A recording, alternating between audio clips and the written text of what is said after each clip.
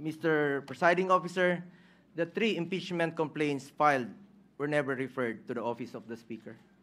Instead, a 4th verified impeachment complaint signed by more than 200 congressmen, which now constitutes the articles of impeachment, was transmitted to the Senate. This brings into question the legality of such move when the Constitution provides that no impeachment proceeding shall be initiated against the same official more than once within a period of 1 year. Para sa ordinaryong mamamayan, at lalo na sa aming mga binigyan ng tungkulin na maging senator judge sa paglilitis na ito, this opens up a lot of questions.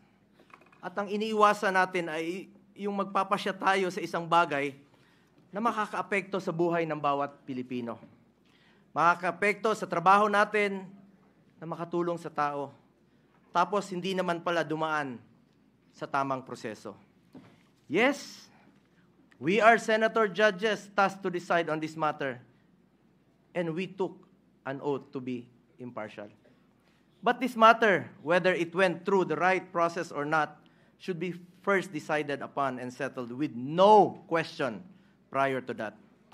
We are all for accountability.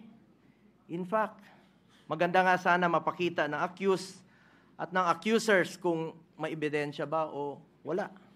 Pero bilang mga mababatas, dapat siguraduhin alinsunod ito sa batas at tamang proseso.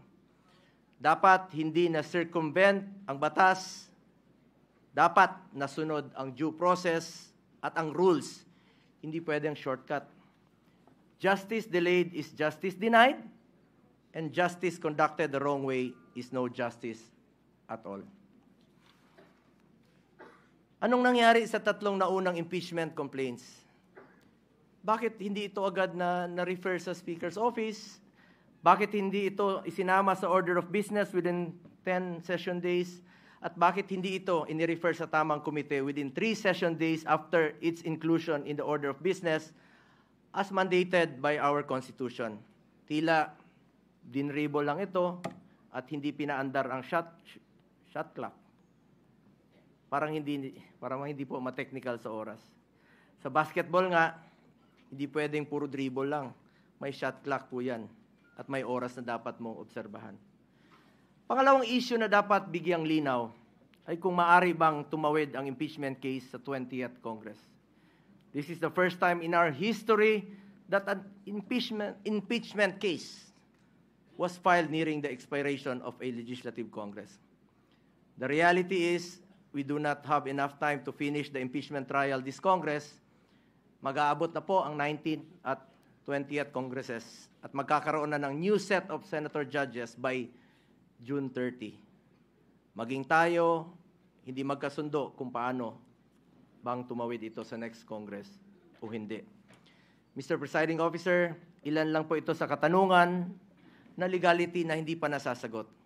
Mayroon pa pong pending sa Supreme Court challenging the legality of the impeachment case.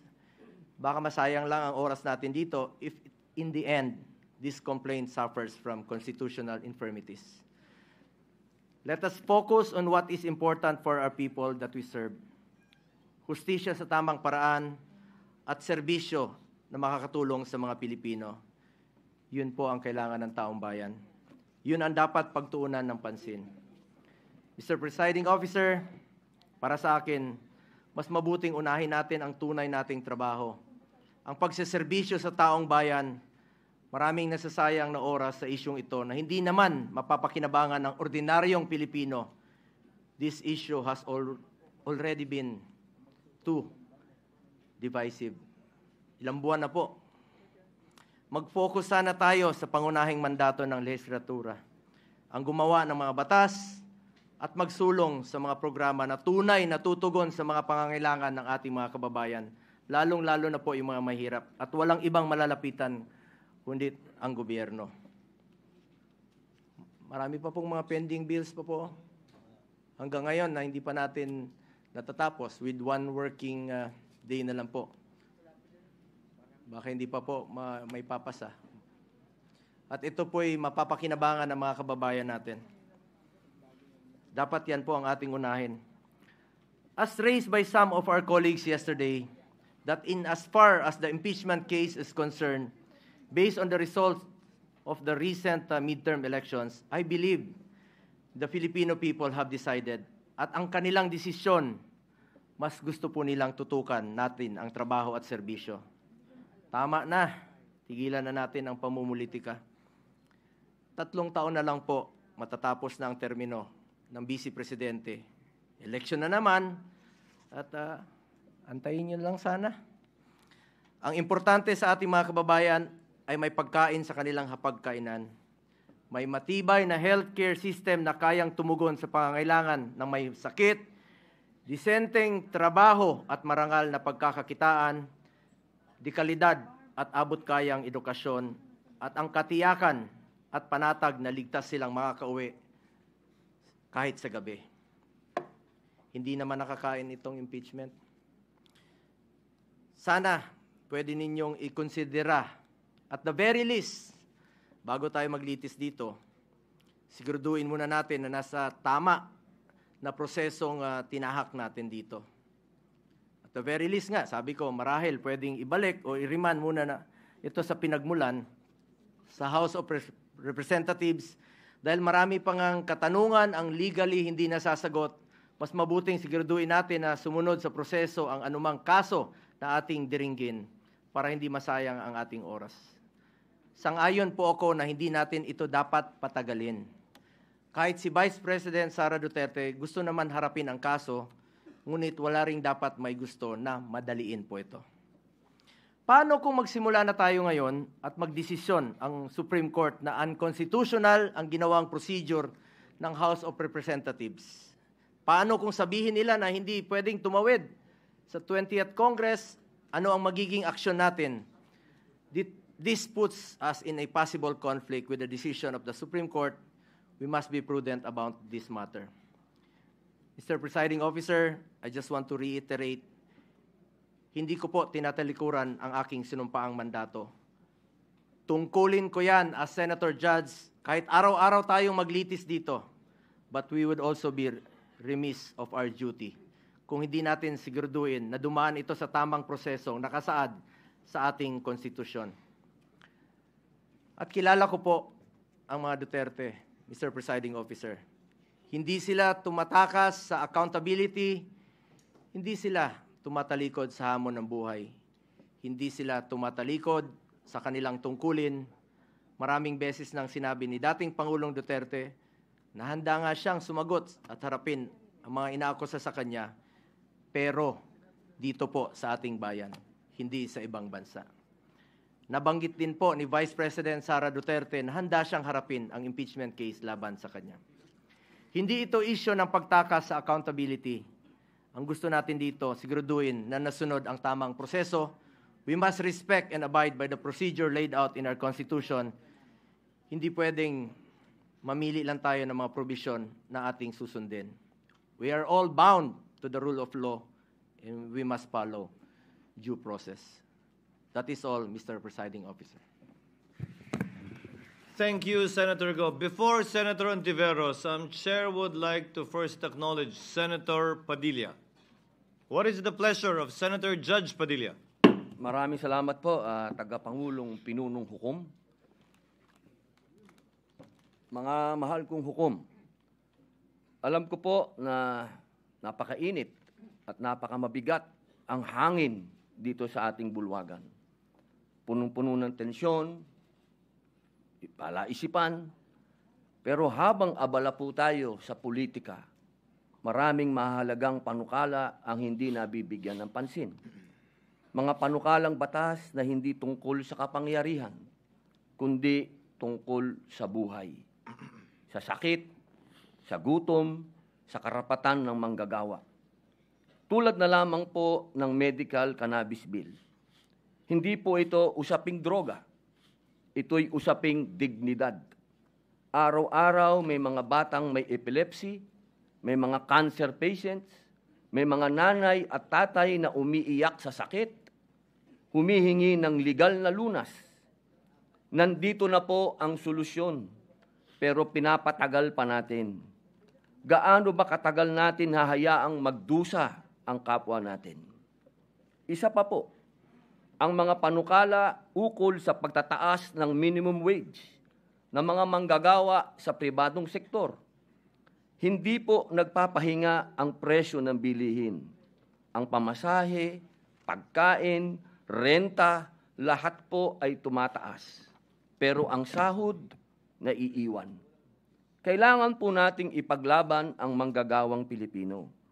Ibigay na natin ang nararapat para sa kanila. Isa pa po, ang Revised Cooperative Code Bill na nakapasa na sa ikatlong pagbasa sa mababang kapulungan at pinagdidiskusyonan pa rin sa komite sa Senado. Ito po para sa mga magsasaka, mangingisda at maliliit na negosyante. Pinal na sana, isang boto na lang, pero naisang tabi pa. Sila po ang bumubuhay sa probinsya. Sila rin ang tunay na haligi ng lokal na ekonomiya. Bakit natin sila pinaghihintay? Mga mahal kong kasama sa Senado, unang-una na po ang aking BFF. I love you, pare. Alam kong may kinakaharap tayong seryosong krisis pampolitika. Pero hindi po dahilan yon para kalimutan ang tunay na trabaho natin, ang maglingkod sa bayan. Ang hustisya pwedeng isabay sa serbisyo, hindi kailangang mamili. Pakiusap ko po, huwag nating hayaang matabunan ng ingay ng politika ang sigaw ng ordinaryong Pilipino. Habang pinagdidibatihan natin ang impeachment, may mga kababayang tayong hinihintay ang gamot, dagdag sahod at ng pag-asa. Bawat araw ng delay, may nawawalan ng lakas ng loob. Bawat hindi pagtutok, may Pilipinong nawawala ang tiwala. Ilan lamang ito sa mga panukalang batas na naantala dahil sa usapin ng impeachment. Ito po ang panawagan ko bilang inyong kasama. Tulungan natin ang mga panukalang tunay na may silbi. Panahon na po para pakinggan ng bayan. Naniniwala po ako na ang pag-usad ng impeachment ay hindi makabubuti sa ating bayan. Ang ganitong hakbang ay hindi lamang nagbubunsod ng lalong pagkakahati-hati ng ating sambayanan, kung hindi isa ring sagabal sa patuloy na pagganap ng ating mga tungkulin lehislatura, lalo na po sa Senado. Sa halip na ituon natin ang ating oras, talino at lakas sa mga panukalang batas at programang makatutulong sa pagbangon ng ating ekonomiya at kapakanan ng mamamayan, tayo'y nalilihis sa usaping hindi agarang dapat aksyonan. Napapabalita pa nga na bumagsak po ang ating net foreign direct investment inflows ng bansa mula Marso ngayong taon dahil sa political instability. Pati na rin po ang ating turismo sa bansa. Mula Enero hanggang Abril nitong taon, ang dami ng dumarating na turista sa bansa ay bumaba ng 0.82% kumpara noong nakaraang taon. Lahat po ito, political instability. Mga mahal kong kasama, ang impeachment na ito ay napakarami ding tsismis, napakaraming iskandalo ng tungkol sa bayaran, sa alok, ng kung ano-ano. Dahil po dito, muli po, inihikayat ko ang aking mga kapwa lingkod bayan na bigyang prioridad ang pagkakaisa, katatagan ng ating institusyon, at kapakanan ng sambayan ng Pilipino. Maraming salamat po.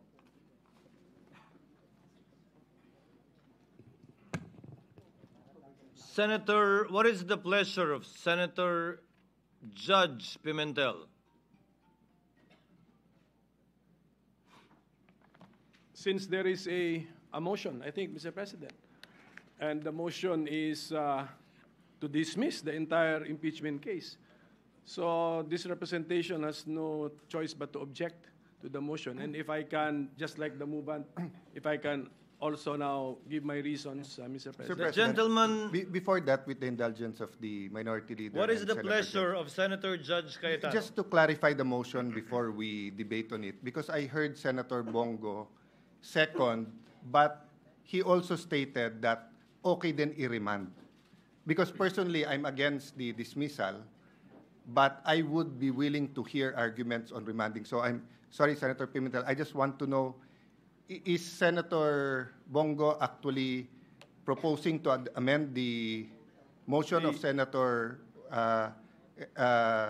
Judge Bato, and is Judge Bato amendable to that? Sorry. No, Mr. President, I was not confused at all because No, I'm the one who's confused. Senator Go gave a seconding speech. So the motion stands. He is seconding the motion. Pero yung So- laman, Mr. The reason I want to ask, because I will second, I will object with Senator Pimentel kung dismissal, but I will listen to the arguments kung remanding to the, no. So may I ask, With the with permission your of the permission. Senator Judges to have the floor, may we hear from the principal movement? Senator Bato is recognized. Mr. President, my motion stands. I am for dismissal of the impeachment case, and I don't know if I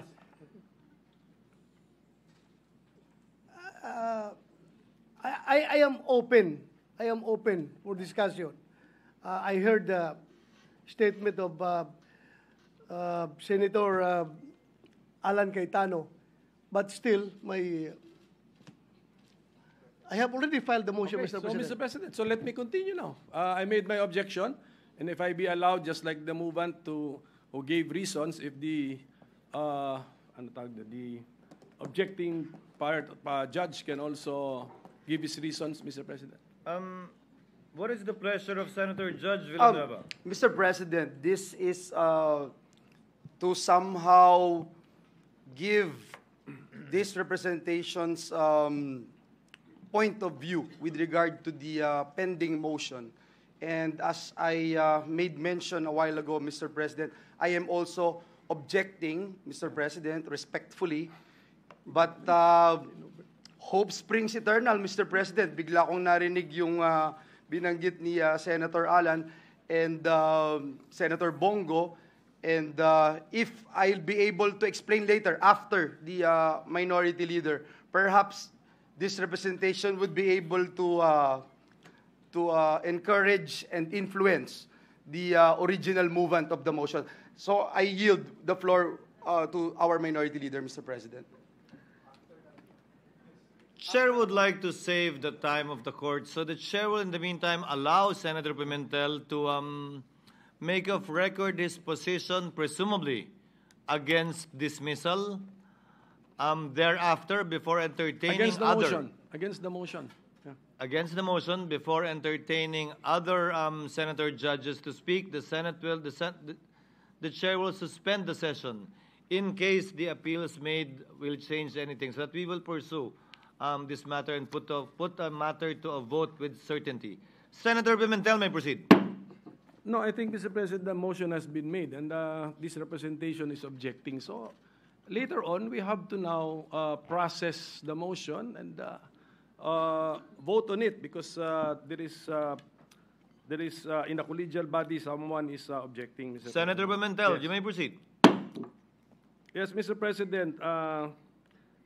I will not address the political statements of the movement and the seconding parties, Mr. President. Ang tanong nila kung makakain ba daw itong impeachment process. Pero marami namang bagay sa buhay na importante rin na hindi nahahawakan.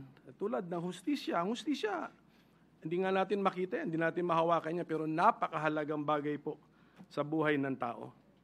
Ngayon, pagdating po sa Constitution, bakit inaangalan ko yung motion? The motion actually is unconstitutional, in the opinion of this representation, because according to Article 11, Section 3, Paragraph 6, first sentence lang yung babasahin ko, the Senate shall have the sole power to try and decide all cases of impeachment. So tignan natin mga fellow senator judges, sole power. So ibig sabihin ng sole power, tayo lang ang may kapangyarihan, ang Senado lamang ang may kapangyarihan na mag-try and decide. So litisin ang isang impeachment case at hatulan, desisyonan. Ngayon kung aayaw tayo kaagad, ni hindi natin na-try, ang try is litis, palabas yung mga facts para ma-apply natin yung judgment natin sa facts, wala na pong matatakbuhang ibang body. That's why a motion which cuts short the entire process is unconstitutional. And then, same article, Section 3, Paragraph 4, basahin ko ulit ito, pero paulit-ulit ko na ito sinasabi when we were in legislative session. In case the verified complaint or resolution of impeachment is filed by at least 1/3 of all the members of the House, the same shall constitute the articles of impeachment, and trial by the Senate shall forthwith proceed. I believe, and I think I'm correct, that the impeachment case against the Vice President falls exactly under the facts assumed in Paragraph 4. This is the articles of impeachment filed by at least 1/3 of all the members of the House. Lampas-lampas pa nga sa 1/3 of all the members of the House. Therefore, what should the Senate do? Trial by the Senate shall forthwith proceed. So, trial means we bring out the facts so that we can now apply what is the mandate of the Constitution. Mag-decide tayo given the facts. Should that impeached official continue to remain in office, or should that impeached official be removed from office? High-ranking government official. So kung makita po natin, in two constitutional provisions, andun yung word na try, andun yung word na trial. So wala po tayong choice but to respect, lalo na ito, we fall squarely under this subparagraph 4 which I just read. We have to respect the decision of the overwhelming majority of the members of the House of Representatives, more than 1/3, because they are also the representatives of the people. If they find something worthwhile charging a high-ranking government official with an impeachment and impeaching that official, the Senate has no choice but to hold the trial. Bakit? Yung mga representatives ng taong bayan sa House of Representatives, gusto rin makita ng taong bayan, did they act properly? Did they act justly? Ano bang ebidensya nila? Ilabas yan. O kasi kung wala ring ebidensya, sinayang yung oras, sinayang yung resources, next election, lagot kayo sa inyong constituents.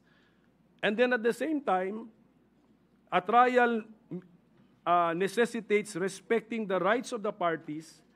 We are also respecting the right of the impeached official kasi kaya nga tawag sa kanya, impeached officer na siya eh.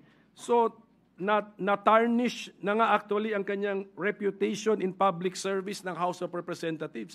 The trial will give that impeached officer the chance to clear his or her name and at the same time maybe rebuild his or her reputation, Mr. President. And then, since the presiding officer, when we adopted the rules,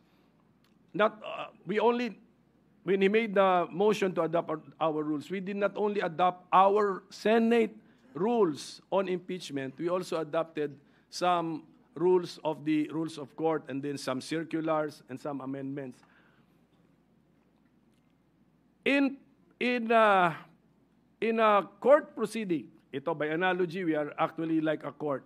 In a court proceeding, since the judge should observe the cold neutrality of an impartial judge, yung mga pagkakamali or pagkukulang alleged sa complaint, sa information, it should be the affected or aggrieved party which should raise that before the judge or before the judges in a collegial body.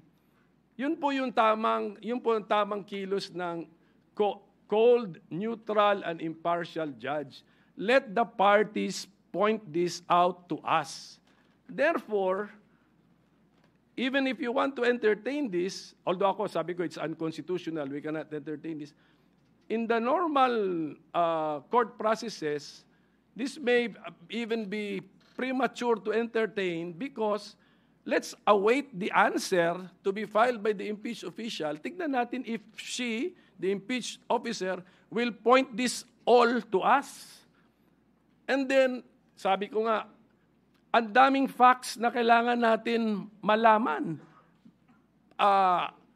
Did yung mga 10 days, 3 days, and then it requires familiarity with the rules of the House.